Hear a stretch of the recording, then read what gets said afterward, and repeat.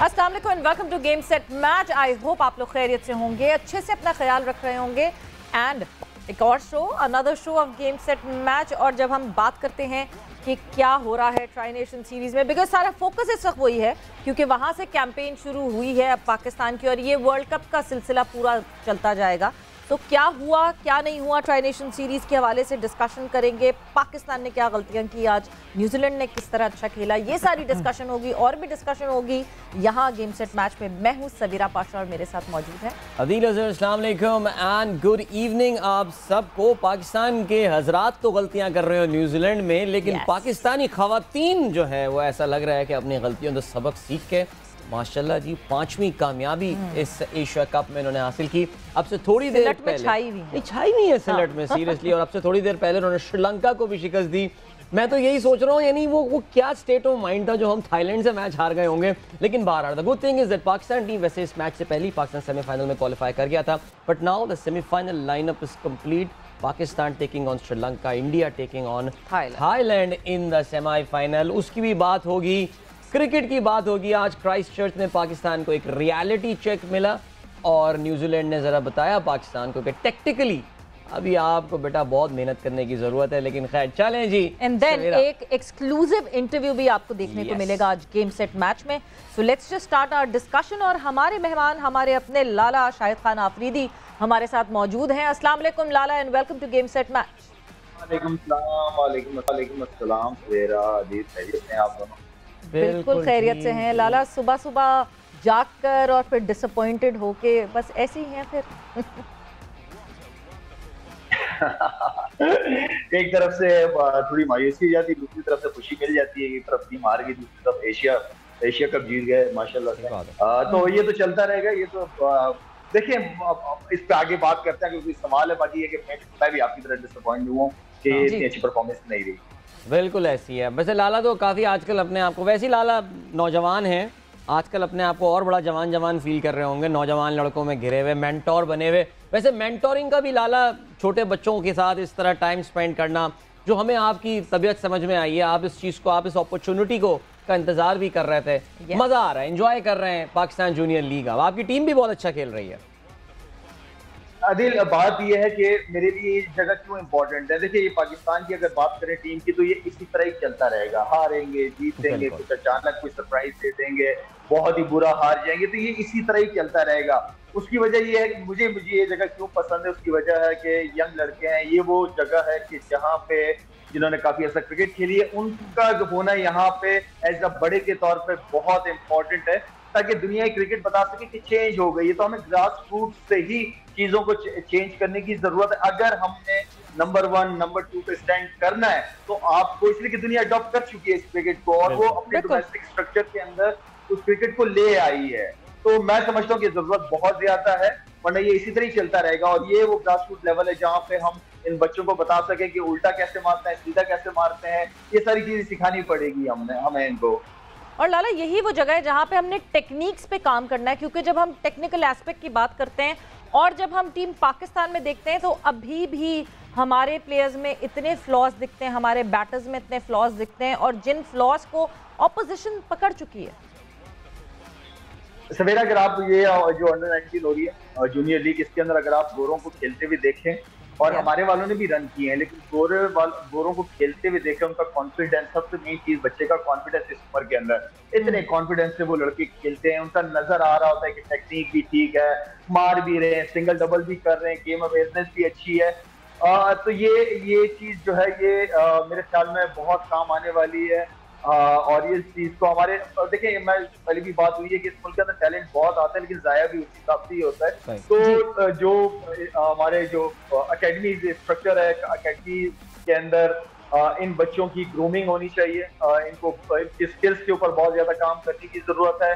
Academies का होना हमारे हर शहर में बहुत इंपॉर्टेंट है, लेकिन प्रोफेशनल लोग बहुत जरूरी है। प्रोफेशनल लोग होना जो है, बिल्कुल प्रोफेशनल लोग जो हैं वो होना बहुत बहुत ज़रूरी है कि प्रोफेशनल लोगों के हाथ में रहे हैं बच्चे। बिकॉज हमने बहुत सारे प्लेयर्स की टेक्निक ख़राब होते हुए देखा है, या जो प्लेयर अग्रेसिव खेलना चाह रहे थे उनको कहा जी सीधा बल्ला रखो, सीधा बल्ला रखो, मतलब उनको रुकवाते हुए देखा है कि नहीं जी संभल के खेलो, रुक के खेलो, डिफेंसिव अटैकिंग माइंडसेट को डिफेंसिव माइंडसेट पे ले जाते हुए भी देखा। सवेरे एक बच्चे को, एक हमारी टीम का अच्छा प्लेयर, नाम नहीं लेना चाह रहा, बड़ा अच्छी इनिंग खेली उसने, उससे मैंने कहा कि यार तुम मैंने 2 मैचों में 3 मैचों में देख रहा हूँ आप सामने ही खेले जा रहे हो, आप जब तक स्पिनर्स को स्विप नहीं मारोगे तो मेरा मतलब है कि आप किस तरह रन करोगे। तो वो कहने लगा शाहिद भाई मैं मारता नहीं हूँ।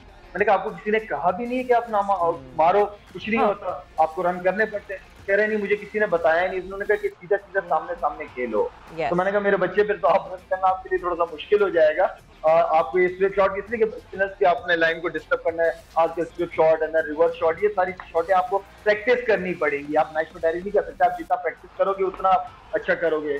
तो ये चीजें सिखाने वाली हैं बच्चों को। वी में खेलते रहते हैं हमारे प्लेयर्स, हमें दिखते हैं बहुत सारी बातें, लेकिन कम से कम चलने जो अच्छी बात है वो ये कि at least now we have a platform, और यहाँ पे क्रेडिट जाहिर है chairman Pakistan cricket board Rameez Raja को देना पड़ेगा। हम बार बार यही बात बोल रहे हैं, बड़ी मुखालफत हुई थी और जितने हमारे क्रिकेट के ज़्यादातर कमेंटेटर्स हुए, एनालिस्ट हुए, साबिक क्रिकेटर्स हुए, सब बड़े एप्रीहेंसिव थे। But the important thing is के टूर्नामेंट भी हो रहा है, चल भी रहा है और क्राउड भी देखने आ रही है मैच में, जो शायद एक बड़ा प्लेजेंट चीज़ लाला इसमें लग रही थी कि जो भी है कोई अभी स्टार्स नहीं है, फ्यूचर स्टार्स हैं, लेकिन फिर भी लाहौर में लोग आ रहे हैं, एक खास मखसूस नंबर रात में मैच देखने आ ही जाता है।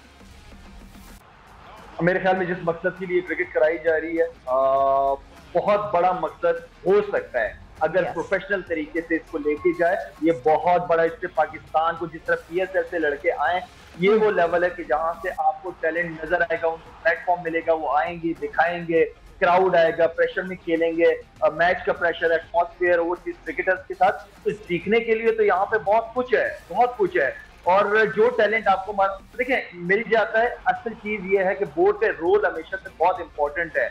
उन बच्चों की किस तरह लुक आफ्टर करें, बिल्कुल ऐसे लुक आफ्टर करें जैसे बाप अपनी औलाद की करता है।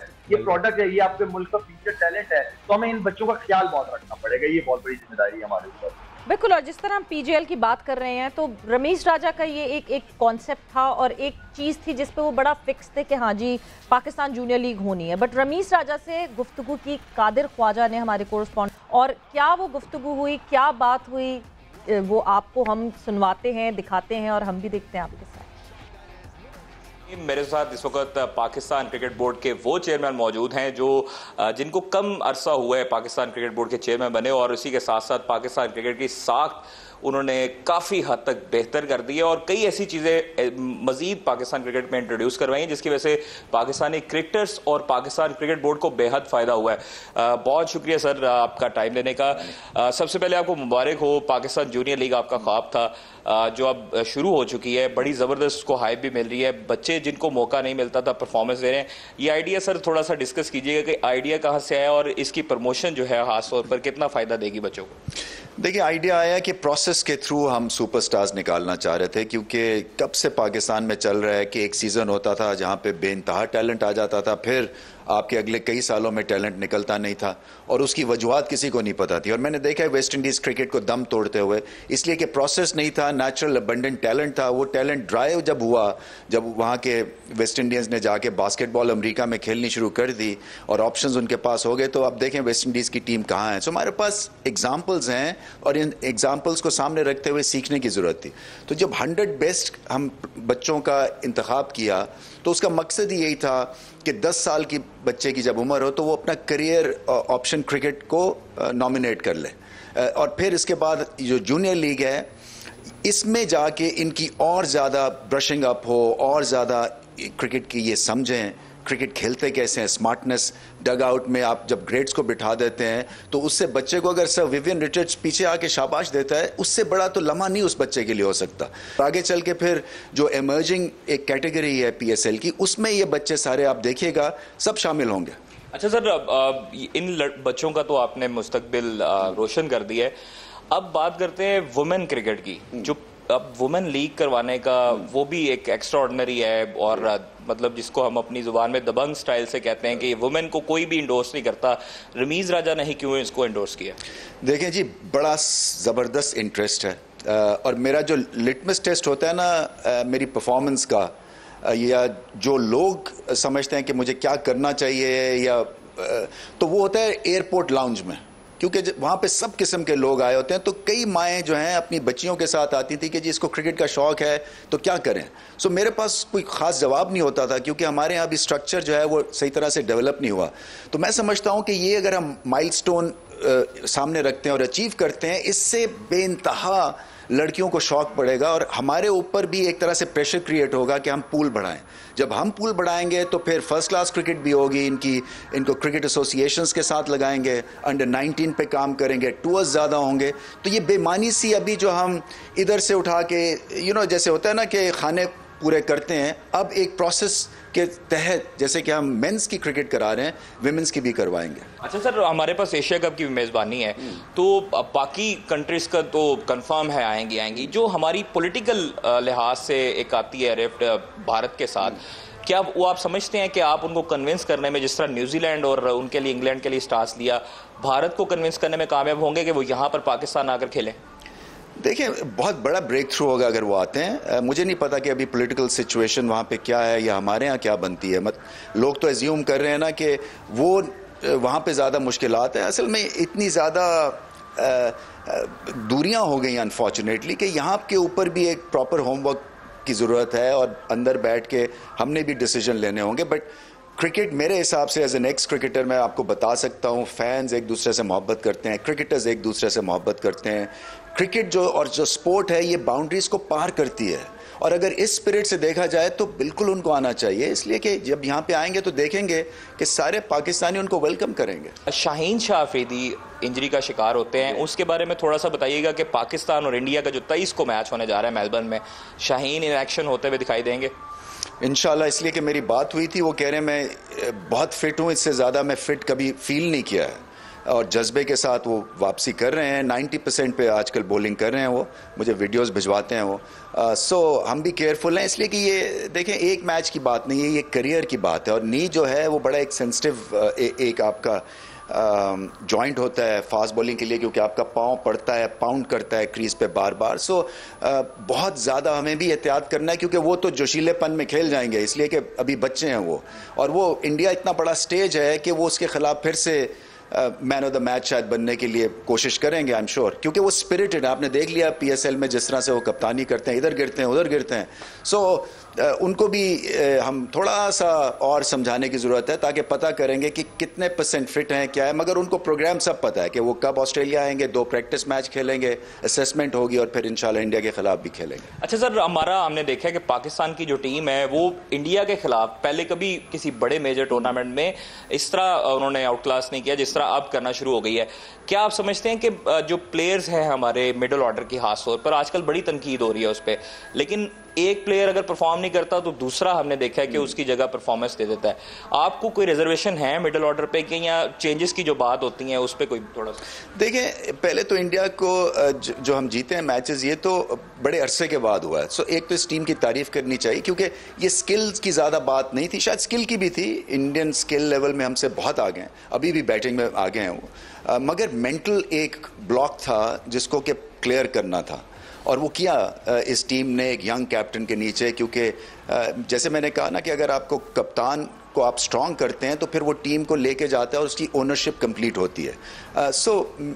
और मेरा काम ही यही है, क्योंकि मैं क्रिकेट खेला हूँ, मैंने कप्तानी की हुई है। अगर आप का ड्रेसिंग रूम में आपकी सल्तनत नहीं है, आपकी बात नहीं है, और पीछे से आपको कोई डोर खींचता है, आप कभी भी कॉन्फिडेंस इन बच्चों का नहीं ले सकेंगे, अपने को प्लेयर्स का। सो एक तो ये करने की मैंने कोशिश की कि बाबर आजम को अथॉरिटी दी है, वो समझते हैं और बहुत बेहतर समझते हैं। फॉर अ 27-year-old मतलब है बहुत ज़्यादा वो कॉन्फिडेंट भी हैं और मैच्योर्ड भी हैं। मिडिल ऑर्डर में मसले हैं, आइडियल सिनेरियो नहीं है, मगर जैसे आपने अभी खुद ही कहा कि हम मौके के ऊपर ऐसी परफॉर्मेंसेस दे के गए हैं पिछले 12-14 महीनों में कि वो यादगार साबित होनी शुरू हो गई। अभी भी आप देखें सोशल मीडिया पे वो आप रीरन्स आते हैं तो अभी तक आप महसूस करते हैं कि उस मौके पे इतने बड़े छक्के, लास्ट बॉल का pressure, last ball finishes, last over finishes, ये पहली टीम कहाँ करती थी। तो इसमें बहुत इम्प्रूवमेंट है और इम्प्रूव करने की भी ज़रूरत है, इसमें कोई शक नहीं है। अच्छा सर, लास्ट बस शॉर्ट सा ही है कि पाकिस्तान क्रिकेट बोर्ड के as a chairman Rameez Raja comfortable feel करते हैं, एंजॉय करते हैं, या कमेंट्री में खास तौर पर एंजॉय करते हैं? देखिए, वो आसान काम था, ये तो बहुत ही मुश्किल काम है, इसलिए कि यहाँ पे आप जैसे बाउंसर करते हैं, मुझे उसका भी ख्याल करना पड़ता है, कभी यॉर्कर मारते हैं, कभी बाउंसर मारते हैं, बट एनीवे क्योंकि मैं क्रिकेट खेला हूँ, देखिए एक हमें फ़र्क तो पड़ जाता है ना, मुझे कुछ ज़्यादा चीज़ें जो है ना, मैं इस क्रिकेट बोर्ड में और जो माली हैं इनको मैं 15-20 साल से जानता हूँ, तो मेरा एक इनसे वास्ता है, एक रब्त है। सबसे ज़्यादा मेरे लिए जो इंपॉर्टेंट स्टेक होल्डर्स हैं ना इस वक्त, वो जो पिच बनाता है, जो ग्राउंड स्टाफ है, वो सबसे ज़्यादा है। फिर कमर्शियल है, जैसे मैंने कहा था, उसमें एक्सीलेंस आएगी, पैसा आएगा, हम चीज़ें कर सकते हैं जो हम कर रहे हैं। आप देखें ना, पुराने प्लेयर्स की पेंशन बढ़ा दी, अगर वफात हो गई है उनके बेवाओं को पैसे दे रहे हैं, फिर क्रिकेट फाउंडेशन हमने खोल लिया है। फर्स्ट क्लास प्लेयर्स की फ़ीस जो है अब एक टॉप टीयर का, और ये बताना मैं ज़रूरी समझता हूँ क्योंकि बहस चलती है ना कि जी आपके फर्स्ट क्लास स्ट्रक्चर में ये चीज़ें ठीक नहीं होनी चाहिए। 60 लाख रुपया टॉप टीयर के कोई 10 या 15 प्लेयर्स को मिलता है और कम से कम 40 लाख साल का मिलता है। तो ये सारी इसलिए हो रही हैं क्योंकि फैंस एंगेज्ड हैं, कमर्शियल ऑर्गेनाइजेशंस हमारे साथ एंगेज्ड हैं। हमारी किटी में जब पैसा आता है तो 70% जो बजट इस वक्त अनाउंस किया है वो प्लेयर्स के ऊपर गया है। सो ये अच्छी चीज़ें हैं। ये जॉब बहुत मुश्किल है, वो बेनता आसान है। कमेंट। बहुत शुक्रिया सर आपका वक्त देने का। पाकिस्तान क्रिकेट बोर्ड के चेयरमैन रमीज राजा साहब हमारे साथ मौजूद थे। उनका यही कहना था कि शाहीन शाह अफरीदी मुकम्मल तौर पर फिट हैं और उनको उनके वर्कलोड के लिहाज से ही उनकी जॉब अलॉट की जाएगी, और उसके साथ साथ नसीम शाह की भी तारीफ की, और बाकी जो पाकिस्तान जूनियर लीग है उसकी प्रमोशन के लिए भी उन्होंने कहा कि पाकिस्तान जूनियर लीग के जो लड़के हैं, जो बच्चे अभी परफॉर्मेंस दे रहे हैं, उनकी PSL में राहें हमवार हो चुकी हैं। बिल्कुल जी, बहुत सारी बातें हुई हैं इस इंटरव्यू में। वर्कलोड मैनेजमेंट पे जिस तरह बात की गई, फाइनेंशियल इंक्रीमेंट्स एक बहुत पॉजिटिव स्टेप जो कि रमीज राजा ने लिया, बहुत सारी और जो गुफ्तगू हुई उस हवाले से लाला हम आपसे भी पूछेंगे, बट वक्त अभी एक ब्रेक का हुआ है, ब्रेक पर जा रहे हैं, ब्रेक से वापस आके डिस्कशन को कंटिन्यू करेंगे।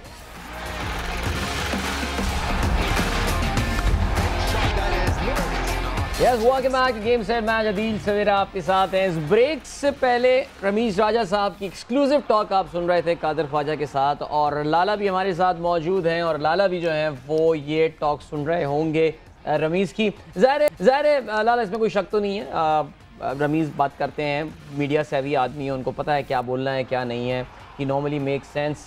एक चीज़ जिस पे उनका बहुत ज़्यादा फोकस था वो था फाइनेंशियल वेलबींग खिलाड़ियों की, और उन्होंने कहा कि जी इतने पैसे तो कम से कम एक खिलाड़ी को साल में बनाने चाहिए तभी वो आएगा। लाला, इसमें तो खैर कोई शक नहीं है, जिस टाइम आपने क्रिकेट शुरू की थी उसमें उसके बल्कि आपके मिड करियर, आपके करियर के पीक के मुकाबले में आज भी हमारा जो क्रिकेटर है, जो कि इंटरनेशनल क्रिकेटर, इवन जो डोमेस्टिक क्रिकेटर है, फाइनेंशियली इनकम के लिहाज से सूरत हाल अब बहुत बेहतर है, बहुत ज़्यादा बहुत बेहतर है। 2003 के बाद क्रिकेटर्स इवन के इंटरनेशनल नेशनल लेवल की क्रिकेटर्स, उनकी सैलरीज वगैरह हर लिहाज से अल्हम्दुलिल्लाह मैं अपने मुल्क के हिसाब से चाहे ऊपर लेवल और नीचे डोमेस्टिक लेवल काफ़ी बेहतर फाइनेंशियली सपोर्ट मिलती है। देखें, ये चीज़ और भी बेहतर हो सकती है और भी बढ़ सकती है। जितना अच्छा प्रोडक्ट आपका आएगा उतनी अच्छी उसकी मार्केटिंग और उसको ग्रूमिंग करने की ज़रूरत है। बाकी ज़्यादा जिम्मेदारियाँ हमारी नहीं है, थोड़ी बहुत जिम्मेदारियाँ हैं, उसको ईमानदारी से अगर करेंगे इंशाल्लाह तो बहुत कुछ हो सकता है। Why not? नहीं, और ज़रूरी है, जो वेलबींग की बात है वो बहुत ज़रूरी है। मतलब जब क्रिकेटर जो है वो फील्ड में आए तो वो ये ना सोच रहा हो कि घर पे जी फलानी चीज़ होगी नहीं होगी, किस तरह फीस दी जाएगी क्या नहीं दी जाएगी, इन सारी चीज़ों से। हॉकी में अलीशान का जो केस था, हॉकी में जिस तरह हम दूसरे और गेम्स में देख रहे हैं कि प्लेयर्स बड़े परेशान हैं इस फाइनेंशियल मुसीबत की वजह से। बट दूसरी तरफ लाला, शाहीन शाह अफरीदी की बात की गई। शाहीन शाह अफरीदी जो कि अपना रिहैब प्रॉपर्ली सही टाइम पे उनका रिहैब चल रहा है। एक कंसर्न जो कि हर कोई शो कर रहा है, उस पर रमीज राजा ने भी बात की कि हम 110% श्योर होंगे तभी हम मैच में शाहीन शाह अफरीदी को उतारेंगे, और वो क्योंकि अर्ली ऑन ज्वाइन कर रहे हैं तो इसका मतलब ये कि वार्म अप मैचेस में भी शाहीन शाह अफरीदी खेल सकेंगे। लाला, आपके पास क्या अपडेट है? नहीं, बिल्कुल ठीक है, मेरी कल ही बात हुई है और मेरे ख्याल में अच्छा फील कर रहा है, स्ट्रॉन्ग फील कर रहा है। और मैंने उसको ये कहा था, मैंने कहा डायरेक्ट मैच में तो आप नहीं जाओगे ना, उससे पहले कोई वार्म अप वगैरह का। उसने कहा कि एक इंग्लैंड के साथ साइड मैच है मेरे ख्याल में जी, एक इंग्लैंड के साथ है, एक अफगानिस्तान के साथ है, अफगानिस्तान के साथ भी है। तो 2 मैचेस है, 2 में से अगर एक भी मैच अच्छी तरह 100% एफर्ट के साथ खेलता है, अब अगला मैच रेस्ट करे एंड देन इंडिया के खिलाफ मैच की तैयारी करे वो। जी बिल्कुल। लाला, अब जरा आते हैं जरा आज के मैच के हवाले से कुछ आपका, मैं ना जरा पॉइंट ऑफ व्यू लेना चाह रहा हूँ। और आपने भी ज़ाहिर मैच देखा, आपने बताया सुबह। और बिफोर दैट सॉरी, आप टॉपिक चेंज करने से पहले अच्छा। लाला एक चीज मैं नोट करती हूँ, हमें इंडिया से इतना ऑब्सेशन क्यों है? क्यों हम जो है हर चीज हम क्यों अपना पार नहीं बढ़ाते? हम सिस्टम जो है वो ऑस्ट्रेलिया का लेकर आ गए हैं डोमेस्टिक में, बट हम सारे कंपैरिजंस, हमने इंडिया को ये कर दिया, हमने इंडिया को ये कर दिया, हम ये क्यों नहीं सोचते कि हम ऑस्ट्रेलिया में जाके ऑस्ट्रेलिया को हराएंगे, हम इंग्लैंड में जाके इंग्लैंड को हराएंगे, हम सेना को जो है वो कहते हैं ना कि कॉन्कर करेंगे उसको। हम हर दफा इंडिया से अपना कंपैरिजन क्यों करते हैं? देखिए, अगर आपने आगे बढ़ना होता है तो आप आगे की सोच लेके जाते हैं। फिर अगर आपने जो वही वाली बात है, नंबर 1 2 पे खड़ा होना है, तो फिर उन्हीं के लेवल पे जाके आपको मेहनत करनी पड़ती है और उन्हीं लेवल पे जाके आपको सोच बदलनी पड़ती है। तो सोच तो बदलनी पड़ेगी, आपकी सोच जैसे सोच होगी, वो कहते हैं जिस तरह का अल्लाह से गुमान होगा वैसे फैसले होंगे। तो हमें गुमान अच्छा रखना चाहिए, हमें किसी और को फॉलो नहीं करना चाहिए, हमें अपनी पहचान खुद बनानी चाहिए। तो इस चीज पे मेरा बिलीव है, उसके लिए मेहनत है, देयर इज नो शॉर्टकट। बिल्कुल मेहनत तो है भरपूर। Alright, great. चलें जी, अब सवेरा हम आज के मैच की बात कर लें। बिल्कुल जरा वक्त कम है और क्यों मुकाबला सख्त है आज, जरा थोड़े से जरा ये इंटरव्यू भी काफी अच्छी गुफ्तगू रही। दादा आज का मैच जो है ना वो जरा थोड़ा सा मैं फिर बाबर पे जरा आना चाहता हूँ, क्योंकि आज का मैच चले हम हार गए, अच्छा हुआ कि जरा थोड़ा सा हम जमीन पे अच्छा जरा पाँव हमारे जमीन पे रहे ना, वरना तो पता नहीं हम तो पहली वर्ल्ड कप जितवा दें वो शुरू होने से पहले। विकेट स्लो थी, पाकिस्तानी खिलाड़ियों ने स्लो विकेट पे इंटेंट शो करने की कोशिश की कि भाई बस ऐसा लग रहा था, मैसेज मिला हुआ था कि बस जाना है और छक्के मारने। न्यूजीलैंड ने विकेट के पेस को समझ लिया था, गालिबन तीसरे ओवर से ही उन्होंने स्पिनर को लगा दिया था। मिच सेंटनर और ब्रेसवेल बॉलिंग किए जा रहे थे। ब्रेसवेल ने शायद 11 रन दे के मेरे ख्याल से कोई 2 या 3 विकेटें भी आज हासिल की। ताम अगर हम पाकिस्तान की बात करते हैं तो हम शायद 6 या 7वें ओवर में स्पिनर को लेकर आए। एक बार फिर लगता है लाला टेक्टिकली जो है वो बाबर आज के मैच को सही से पिक नहीं कर पाए, वरना इस मैच में भी ये कंडीशंस तो हमें सूट करनी चाहिए थी न्यूजीलैंड के मुकाबले में। देखिए अदील, बात ये कि बाबर को अगर जिस तरह जमीन पे भी कह रहे थे कि पूरी अथॉरिटी दी गई है, तो पूरी अथॉरिटी अच्छी बात है, कप्तान को पावरफुल करना चाहिए ताकि वो डिसीजन अच्छे ले सके और अच्छा काम कर सके। लेकिन बाबर अकेले तो ये सारी चीजें नहीं करेगा। इससे पहले भी बात हुई थी, बाबर के साथ पूरी मैनेजमेंट बैठी हुई है वहां पे। अगर बाबर को कोई चीजें समझ नहीं आ रही, अगर कोई पाकिस्तान से मुखलिस हो या बाबर आजम से मुखलिस होगा, वो बाबर की गलत काम को कहेगा कि बाबर ये आप गलत कर रहे हो, आप इस तरह करो।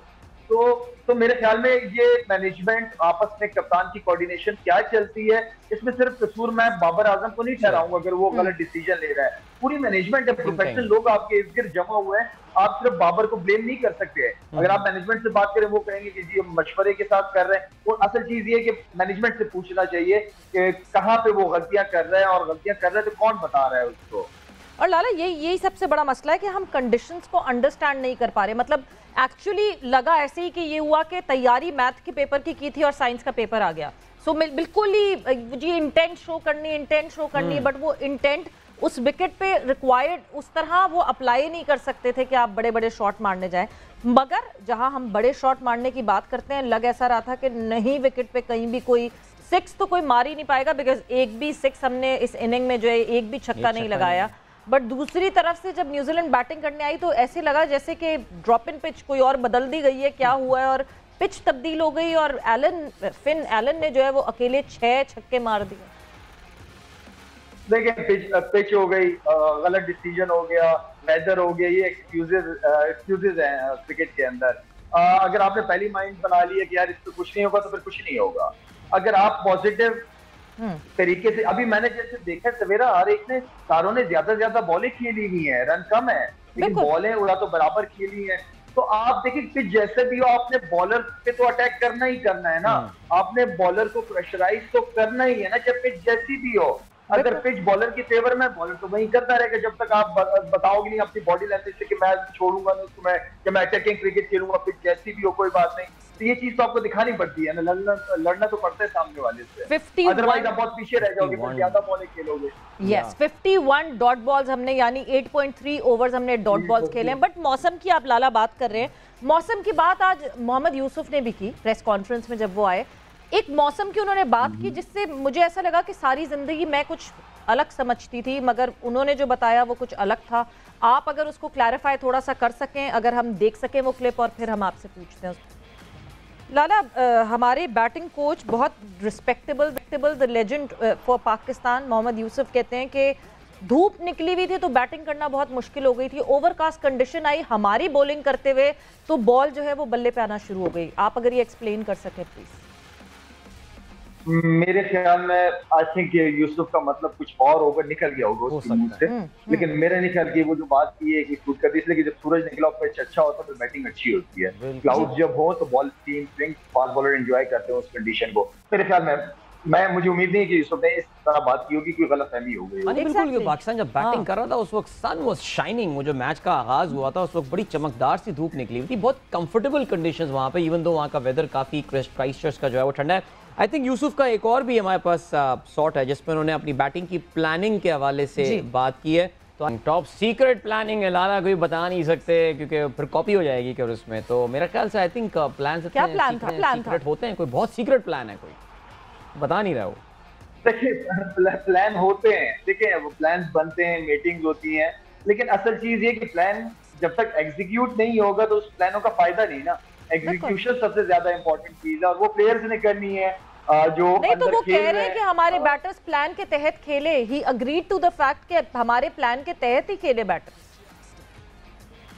प्लान के तहत होता तो मेरे ख्याल में क्या पता 180 190 200 रन हुए होते हैं। हो सकता है यही प्लान हो, ये भी तो हो सकता है 51 डॉट्स खेलना कैसे प्लान हो सकता है। अच्छा वैसे लाला एक सिनेरियो देखते हैं ना, देखिए अभी लाला अभी इसी ग्राउंड में सारे बाकी मैचेस लाला को नहीं फंसाते। एक टेक्निकल सवाल चलें पूछते हैं। अब इसी बात वही आगे खत्म होगी मेरी, ये सारी चीजें इम्प्रूवमेंट करेंगे आप ग्रासरूट लेवल पे, सोच बदलनी पड़ेगी, जनरेशन जो है ना वो बिल्कुल you know what I mean, हमें चीजों को चेंज करना पड़ेगा नीचे से। बिल्कुल ऐसी है। वैसे आज एक बड़ी अच्छी बात हो गई और वो ये हो गया कि आज आसिफ अली ने काफी बॉलें खेल ली हैं, तो आज मेरे ख्याल 25-26 बॉलें वो खेल के गए, और ना वो 8-10 बॉलों से ऊपर जा नहीं रहते। इफ्तिखार के पास कल एक बहुत जबरदस्त अपॉर्चुनिटी थी यही कि वो आज एक लंबी इनिंग बल्कि कुछ अग्रेसिव खेल सकते थे, लेकिन फिर वो भी जो है विकेट की स्लोनेस का जो है शिकार हुए। लाला इतनी स्लो विकेट पे जहाँ पे तीसरे ओवर से न्यूजीलैंड जैसी टीम स्पिनर को लगा लेती है और 12 ओवर जो है वो अपने स्पिनर से फिरवाती है, उन्होंने अप्लाई कर दिया था। और 12 ओवर में आई थिंक मैं काउंट 61 रन दिए उनके स्पिनर्स ने, that is where they won the game. Technically Pakistan को चेंज क्या, सिंगल डबल पे आ जाना चाहिए था इतनी डॉट बॉल्स के बजाय। अगर यही 51 की जगह पाकिस्तान 25 या 26 डॉट बॉल खेल लेता, ये मैच कम से कम हम आगे तक तो ले जा सकते थे। टेक्निकली चेंज करना चाहिए था हमको यहाँ पे ऐसी विकेट पे। देखिए आप प्लान तो कभी भी चेंज कर सकते हो, आपको सिर्फ ये थोड़ी कि आपने कि एक प्लान ए तक स्टिक रहना है, आप प्लान बी होता है, प्लान सी वन की टीम्स बना के जाती है। अगर ये नहीं होगा तो इस सिचुएशन ये आपस में सीनियर्स बात करते हैं और सीनियर्स प्लान बनाते हैं, जो ड्रेसिंग रूम या जो बाहर से प्लान लेके आए हुए होते हो आप, और कभी कभार आप एग्जीक्यूट हो जाते, कभी कभार नहीं कर पाते आप उस चीज को। लेकिन अब जैसे एक प्लान ये था कि आप यार ठीक है शादाब को आपने ऊपर भेज दिया, इसका ये मतलब थोड़ी कि शादाब को आप नंबर 4 का बैट्समैन बना दें। हाँ जहाँ जरूरत हो वहां पे आप भेज दें। आप तो इफ्तिखार खेल रहा है या हैदर अली खेल रहा है, उनको भी तो मौका देना ही है ना हमने ऊपर। ऐसे थोड़ी कि उनको बिल्कुल नीचे कर दें और हर मैच में आप चेंज करते रहो। हर मैच की जरूरत नहीं है शादाब ऊपर बैटिंग का, आपको बैट्समैन जो जनरल बैट्समैन है उनको भी टाइम देना है ना। अगर स्पिनर्स आ रहे हैं तो आप आसिफ अली को पहले भेज दो, आसिफ अली अच्छा खेलता है स्पिनर्स को। बिल्कुल मतलब तो कंडीशन के होते रहते हैं, बिल्कुल कंडीशन के हिसाब से आप फ्लोट शादाब जो है वो हमेशा एज फ्लोटर खेलना चाहिए, बिकॉज वो आप कंडीशन के हिसाब से जो है वो फ्लोट कर सकते हैं शादाब को। बट लाला एक चीज जिसमें पाकिस्तान टीम सबसे ज्यादा स्ट्रगल करती हुई दिख रही है वो फर्स्ट बैट करके टारगेट सेट करने की एबिलिटी। हम चेस करने में फिर कुछ बेहतर हैं, हमें पता है, हम अपने आप को लाइन अप कर लेते हैं उससे कि हाँ जी हमने कैसे चेस करना है, डीप ले जाते हैं। बट जब टारगेट सेट करने की अच्छी बात है कि आज बाबर ने खुद को चैलेंज किया, टॉस जीत के पहले बैटिंग का फैसला किया, मगर हम टारगेट सेट नहीं कर पाते। हमें अंदाजा ही नहीं होता कि इस विकेट पे हमें कितना टारगेट रिक्वायर्ड होगा और कितना हम एम नहीं करते उस गोल के लिए। ठीक है, अगर उसने टॉस जीत के बैटिंग की, उसने अपना आपको डाला, इसलिए कि आगे वर्ल्ड कप आ रहा है, yes. पहले बैटिंग आ सकती है हमारी, टॉस हमारे हाथ में नहीं है, तो मेरे ख्याल में एक तैयारी होनी चाहिए, लेकिन तैयारी फिर प्रॉपर होनी चाहिए कि अगर हम बैटिंग पहले करेंगे हमारा टारगेट क्या होगा। हम जिस तरह सेकंड इनिंग में चेस कर रहे हैं, हम क्या उस माइंड सेट को पहले इनिंग में लेके जा सकते हैं कि टाइम भी लें, बॉल भी ज्यादा खेलें, लेकिन फिर लंबा भी चलें, टीम को लेके भी चलें। तो ये वो चीजें हैं जो आपको अपने स्ट्रेंथ के हिसाब से प्लान बनाना पड़ेगा, और हकीकत में हकीकत को जान लें कुछ चीजें, और टीम जो मैनेजमेंट है वो उस हिसाब से प्लान करके अपने प्लेयर्स की स्ट्रेंथ को देख के प्लान बना के दे उन्हें। नहीं, एब्सोल्युटली। और आज पाकिस्तान ने जो एक मैं कहूँगा कि थोड़ा सा और जो अग्रेसिव सोच का मुजाहरा किया वो ये कि हारिस रऊफ को हमने बिलाखिर जो है वो आज एक ब्रेक दे दिया। आज हमने उनको रेस्ट कराया और उनकी जगह जो है वो नसीम शाह जो है उन्होंने आज कम बैक किया है। सो चले, मेरा ये ख्याल है लाला, कम से कम सही आज का मैच पाकिस्तान हार गया, लेकिन इंटेंट के तो नंबर्स कम से कम टीम को हम दे सकते हैं। कम से कम अग्रेसिव सोच का मिसडायरेक्टेड जरूर हुई, लेकिन अग्रेसिव सोच का वो कहते हैं ना बेनिफिट ऑफ द डाउट तो उनको दिया जा सकता है। शुरुआत तो की कुछ